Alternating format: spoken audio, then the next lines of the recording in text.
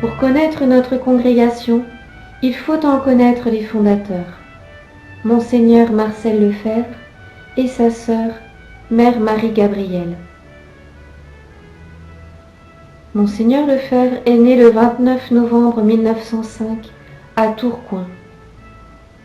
Ayant suivi ses études au séminaire français de Rome, il est ordonné prêtre en 1929. Il entre ensuite dans la congrégation des Pères du Saint-Esprit. Après avoir été missionnaire au Gabon, directeur de séminaire, évêque puis archevêque de Dakar, délégué apostolique du Saint-Siège pour toute l'Afrique francophone pendant 14 ans, il est supérieur général de sa congrégation des Pères du Saint-Esprit lors du Concile Vatican II, auquel il participe parmi les défenseurs de la doctrine de toujours. Mais devant l'aggiornamento imposé par Rome aux congrégations religieuses, et devant l'esprit nouveau qui pénètre chez ces religieux, Monseigneur préfère démissionner plutôt que de collaborer à la destruction de sa congrégation. Amené par la providence et la demande de plusieurs séminaristes à fonder une fraternité sacerdotale, il désire aussi la fondation pour l'avenir d'une congrégation religieuse. Dieu bénit le désir de son serviteur et, en octobre 1973, 2 jeunes filles arrivent à Écône avec le désir de faire partie de la congrégation des Sœurs de la Fraternité Saint-Pédis, alors que rien n'est encore organisé. Monseigneur s'adresse à sa sœur, Mère Marie-Gabrielle, pour former ces jeunes aspirantes à la vie religieuse.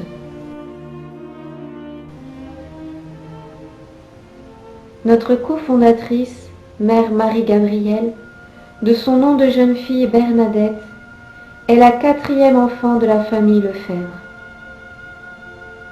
Entrée à 20 ans dans la congrégation missionnaire des Sœurs du Saint-Esprit, Mère Marie-Gabrielle prononce ses premiers vœux le 20 mars 1930. Après 3 ans de profession religieuse, elle est envoyée en mission. 46 ans plus tard, à peine 6 mois avant sa mort, elle évoquait encore ses souvenirs de la vie missionnaire qu'elle avait tant aimée et qu'elle souhaitait reprendre encore. Elle avait exercé son apostolat dans différents pays, à la Martinique et en Guadeloupe, ainsi qu'en Afrique, au Cameroun, au Sénégal et en République centrafricaine, où elle a baptisé in extremis plus de 100 petits-enfants qui forment maintenant sa couronne au ciel. Tout ce qu'elle faisait, elle l'accomplissait avec un dévouement inlassable.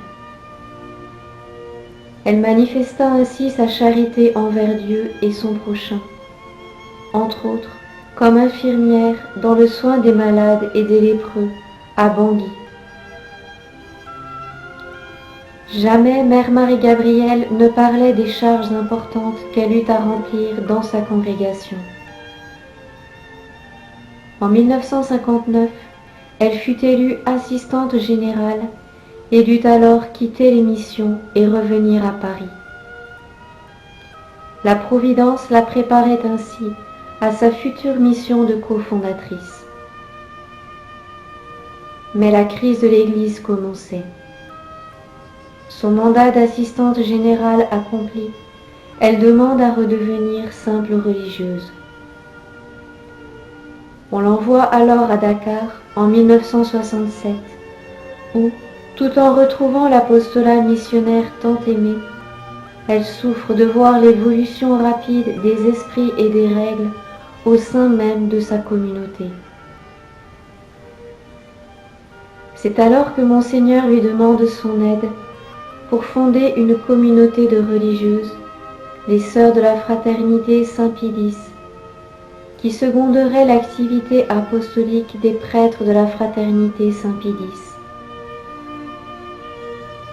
La volonté divine se révélant à travers plusieurs événements, Mère Marie-Gabrielle, avec l'autorisation de sa supérieure, se rend à l'appel de son frère.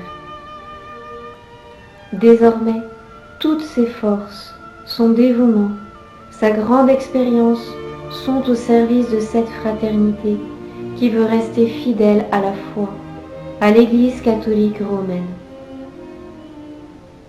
Elle se rend avec un petit groupe d'aspirantes à Albano, non loin de Rome, où s'établit le premier noviciat. Là, à l'ombre de Saint-Pierre, s'écoulent les 3 premières années de la congrégation naissante. La première profession religieuse a lieu le 29 septembre 1976. Un an plus tard, le noviciat est transféré à Saint-Michel-en-Brenne, au centre de la France, afin de laisser la maison d'Albano aux séminaristes.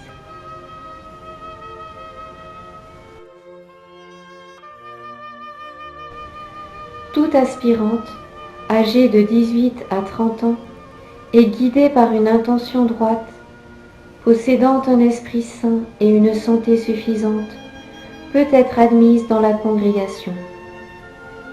Elle entre alors dans un noviciat pour se préparer à la vie religieuse. Actuellement, la congrégation possède 4 noviciats.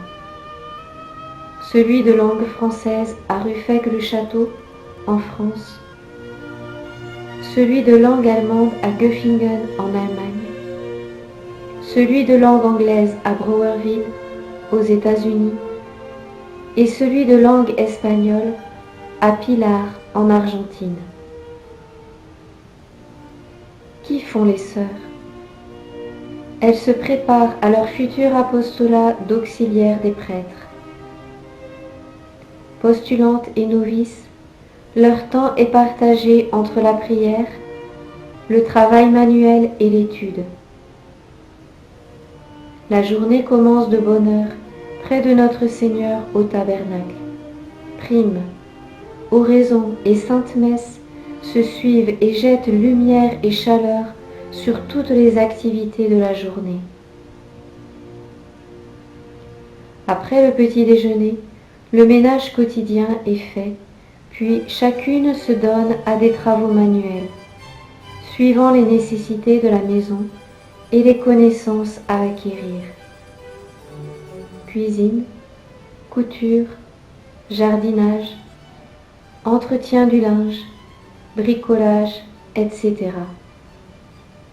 Toutes choses qui sont bien nécessaires ou utiles dans la vie et qui rendront service plus tard dans les prieurés. Ensuite, dans la matinée, des cours et temps d'études nourrissent les intelligences. Catéchisme, écriture sainte, histoire de l'Église, magistère et traité de l'Église, liturgie et latin font partie du programme. Les connaissances apprises en cours ou à l'étude doivent être approfondies dans la prière afin de rendre la foi vivante et d'imprégner toute la vie quotidienne. Chaque jour, en plus de l'oraison du matin, les sœurs font une heure d'adoration devant le Saint-Sacrement. Cette heure de présence auprès du tabernacle est une heure de réparation pour les outrages faits à notre Seigneur dans son divin sacrement, et de prière pour les prêtres, les évêques, le pape, pour toutes les personnes consacrées à Dieu. Comme le dit Monseigneur dans nos constitutions, elles participeront ainsi plus intimement à la passion de notre Seigneur. Elles s'uniront à la Mère de Jésus dans sa compassion. Un peu avant midi, toute la communauté se réunit au pied de l'autel pour la première demi-heure d'adoration, suivie de l'office de Sexte. Le repas et un temps de détente refont les forces avant de rentrer dans le silence et de reprendre les activités de l'après-midi. Travaux manuels, classe de chant, études. Dans la soirée, les novices ont une demi-heure de lecture ou une conférence spirituelle ou encore une instruction sur la vie religieuse. Après la lecture ou instruction, c'est le retour aux sources. De nouveau, la communauté se retrouve à la chapelle pour la deuxième demi-heure d'adoration, suivie du chapelet en commun. Le repas et un temps de récréation précèdent le chant de l'office des complis, qui fait entrer dans le temps de grand silence et prépare les cœurs à la sainte messe et à l'oraison du lendemain.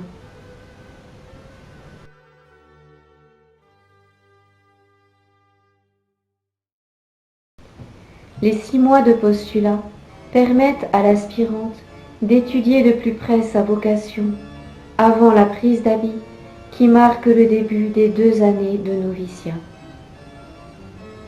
Ce temps de formation accompli, les novices demandent à prononcer les vœux de pauvreté, de chasteté et d'obéissance, qui les consacrent entièrement à Dieu comme épouse du Christ. Après la profession, les sœurs sont alors envoyées dans les prieurés ou les maisons de la congrégation. Notre congrégation compte actuellement 28 maisons sur les 5 continents. Durant leurs années de formation, les postulantes et novices apprennent à s'imprégner de la spiritualité de la congrégation telle que l'a voulu notre vénéré fondateur, Monseigneur Lefebvre. Cette spiritualité n'est autre que celle de l'Église.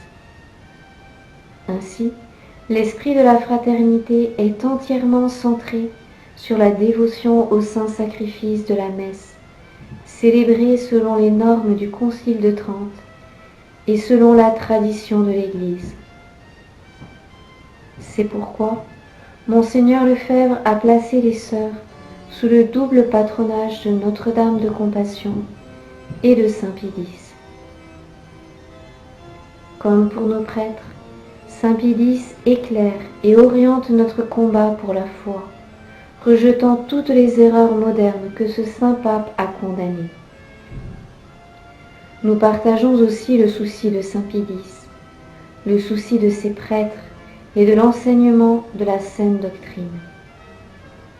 Notre but est justement d'aider les prêtres et de les soutenir, particulièrement par notre prière.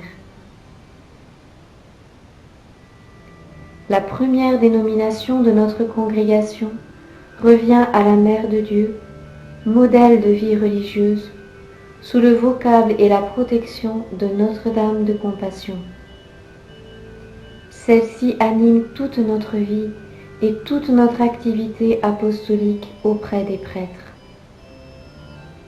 Comme le prêtre fait revivre sur l'autel le sacrifice du calvaire, ainsi la Vierge consacrée perpétue la compassion de Notre-Dame au pied de la croix.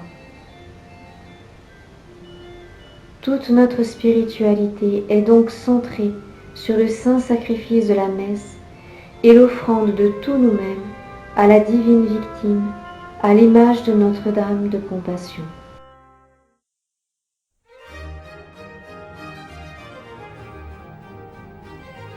Filles de 2 missionnaires, les sœurs de la fraternité Saint-Pie-X auront l'esprit missionnaire, non seulement par leurs prières et leurs sacrifices, mais encore par les œuvres. Comme les nécessités sont nombreuses et variées, les capacités diverses de chacune s'unissent pour répondre aux besoins d'un vaste champ d'apostolat.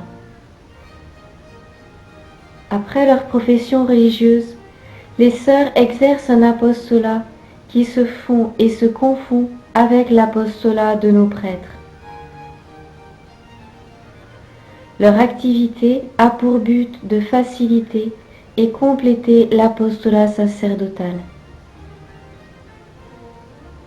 À l'imitation de Notre-Dame, les sœurs déchargent les prêtres des tâches matérielles de la maison, les rendant ainsi plus libres pour accomplir leur ministère. Cuisine, couture, repassage, lessive. Dans beaucoup de prieurés, elles prennent ainsi en charge la sacristie et s'efforcent de rendre plus digne le culte liturgique.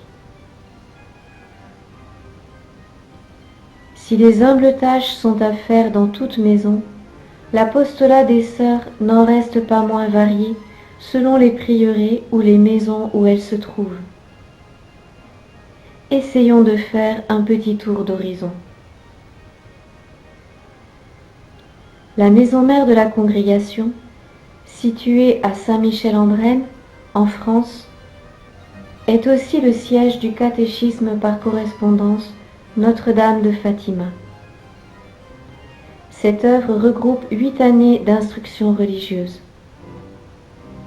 Elle est un moyen d'aider les familles, les prieurés, les prêtres, pour faire connaître aux enfants les vérités de notre sainte religion.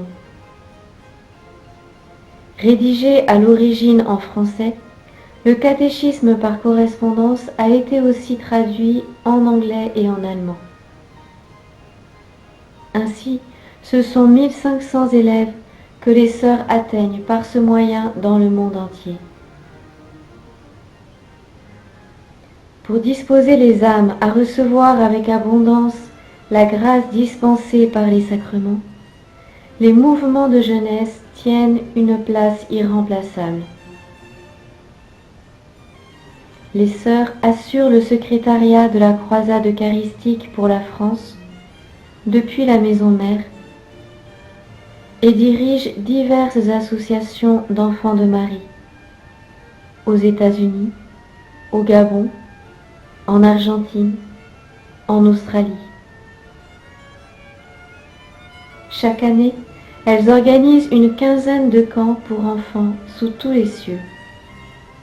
Ces camps sont l'occasion pour plus de 700 filles et adolescentes de pratiquer une vraie vie chrétienne à travers toutes les activités de la journée. Prières, jeux, chants, travaux manuels, services, dans la joie et un bon esprit d'équipe. Les sœurs complètent aussi l'apostolat sacerdotal par les œuvres qui conviennent aux religieuses dans les paroisses. Ainsi, quand une école primaire est jointe au prieuré où se trouvent les sœurs, elles y donnent au minimum les cours de catéchisme, qui est la première matière enseignée comme il convient dans une école intégralement catholique. Mais elles peuvent aussi prendre une part plus importante au fonctionnement de l'école, en assurant d'autres cours, voire en étant titulaire de classe ou directrice de l'école. C'est ainsi que nos sœurs dirigent plusieurs écoles primaires dans différents pays. À Sainte-Maryse, aux États-Unis, les sœurs donnent chaque jour des cours religieux aux enfants du primaire et aux filles du secondaire, environ 400 élèves. Elles donnent également des cours ménagers aux jeunes filles et ont diverses activités avec les pensionnaires et les enfants de Marie.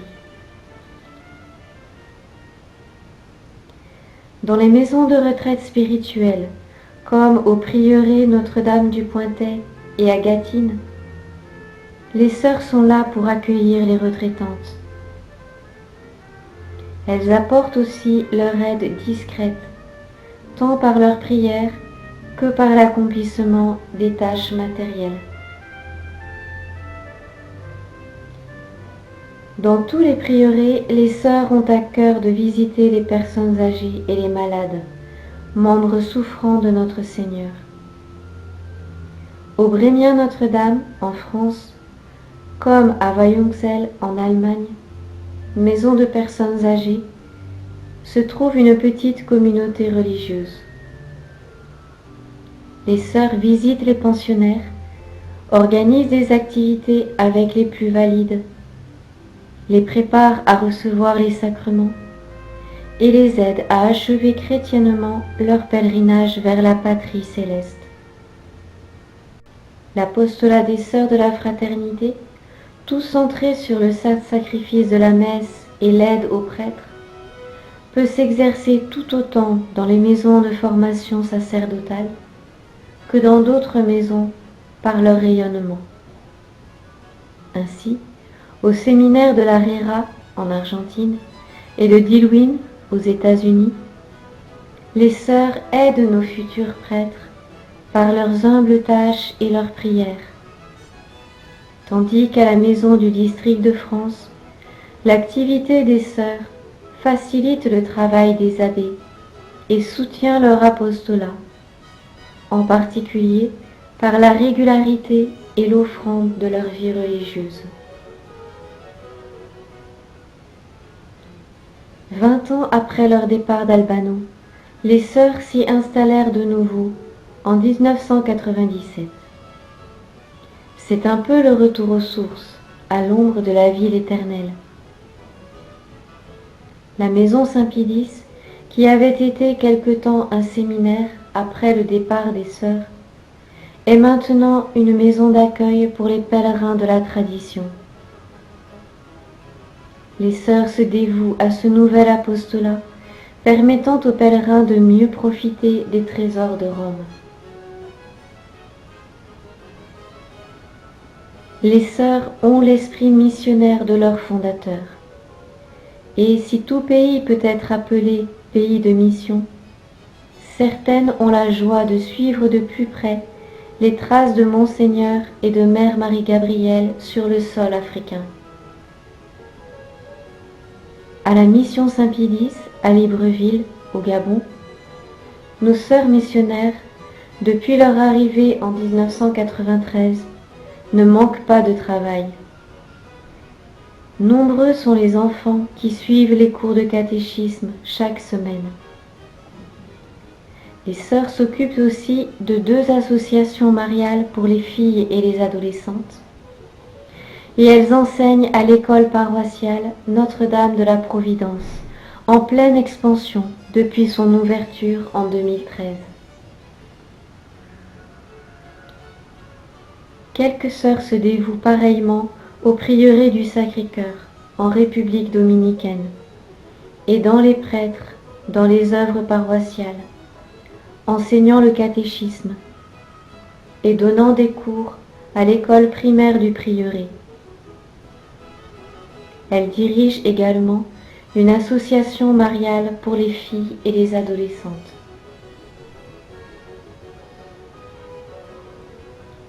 Les sœurs pourraient aussi, éventuellement, s'occuper de dispensaires ou d'écoles ménagères. Telles sont les différentes fonctions qu'elles assument de leur mieux. Vivant elles-mêmes de Dieu, unies intimement à lui, les sœurs ont à cœur de le donner, de le faire connaître et aimer de toutes les âmes. Toutes ces tâches, qu'elles soient humbles et effacées, ou plus directement apostoliques, les religieuses s'efforcent de les accomplir avec le même amour, le même esprit de sacrifice. Rien ne sera petit ni insignifiant dans leur vie, tout sera grâce et les sanctifiera, disent les constitutions. Dans les prieurés, les sœurs gardent les mêmes exercices de piété qu'au noviciat, car c'est l'union à Dieu qui confère la véritable efficacité à tout apostolat. Selon la parole même de notre Seigneur, la moisson est abondante, mais les ouvriers sont peu nombreux. Oui, les ouvriers sont trop peu nombreux. C'est pourquoi nous demandons à tous les fidèles d'unir leurs prières aux nôtres pour demander au maître de la moisson d'envoyer des ouvrières dans sa moisson. Daigne Notre-Dame de Compassion, Reine des Vierges, attirer de nombreuses jeunes filles à se donner généreusement à son divin Fils, s'il les appelle à son service. Car, de même que le sacrifice rédempteur de Jésus-Christ se continue à travers les siècles par ses prêtres, de même, la compassion de Notre-Dame doit se perpétuer dans les Vierges consacrées. Mon Dieu, donnez-nous beaucoup de saints prêtres, et pour la sanctification des prêtres, donnez-nous beaucoup de saintes vocations religieuses.